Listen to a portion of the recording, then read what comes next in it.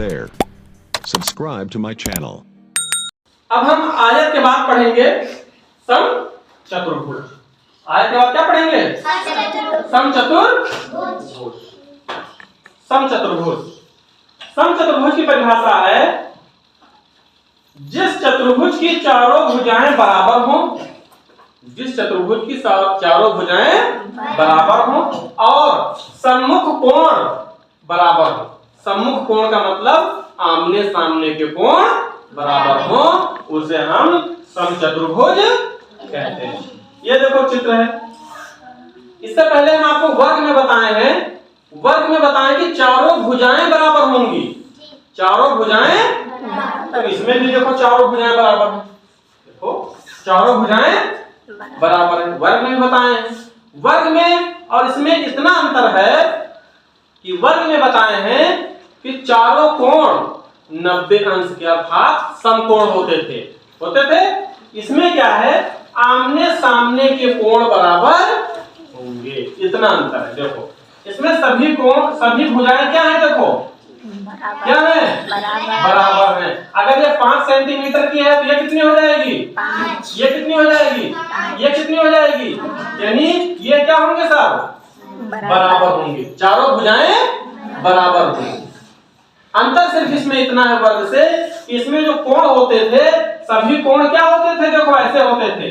सभी कोण 90 अंश के होते थे। ये भी 90, ये भी 90 और ये भी 90, यानी ये वर्ग होता था। इसमें क्या है? इसमें यह है कि ये कोण और ये कोण बराबर होंगे और ये कोण और ये कोण बराबर।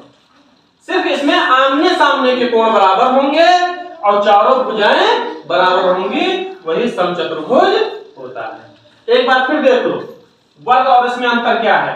वर्ग में क्या था कि चारों भुजाएं बराबर होती थी और इसमें भी चारों भुजाएं बराबर हैं, ये बराबर है। इसमें अंतर क्या होता था? इसमें सभी कोण कितने अंश के होते थे? 90।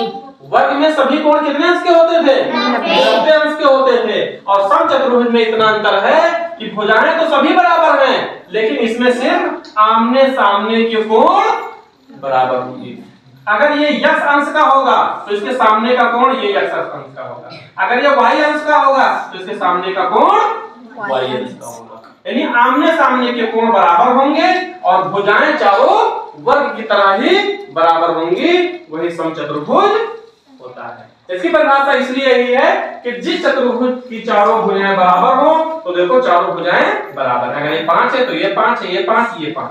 अगर ये 8 सेंटीमीटर है तो ये भी 8 हो जाएगी, ये भी 8 हो जाएगी और ये भी 8 हो जाएगी। क्लियर?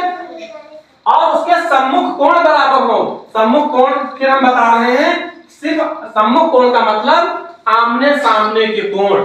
ये कोण जितने अंश का होगा उतने अंश का ये कोण होगा, ये कोण जितने अंश का होगा उतने ही अंश का ये कोण होगा, यही सम्मुख कोण होता है। तो चारों भुजाएं बराबर हो और सम्मुख कोण बराबर हो, उसे हम समचतुर्भुज कहते हैं।